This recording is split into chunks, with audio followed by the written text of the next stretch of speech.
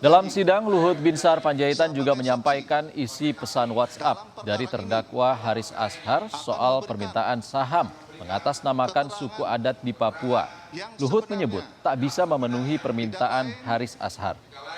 Dari yang sebenarnya, saya masih mark tanggal 2, dia juga masih kontak saya, terus saya atur saudara Haris ketemu dengan Jody dan juga Pak Lambok.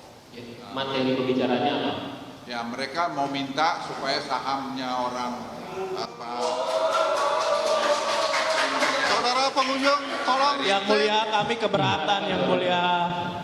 Para ketua adat dari masyarakat asli di sekitar wilayah Tembagapura, areal lokasi Freeport. Permintaan itu dipenuhi tidak? Untuk Ya, karena menurut kami bukan tanggung jawab kami. Kami menyampaikan ke Pak Lambok karena beliau yang ahli hukum. Coba dilihat supaya semua sesuai dengan hukum.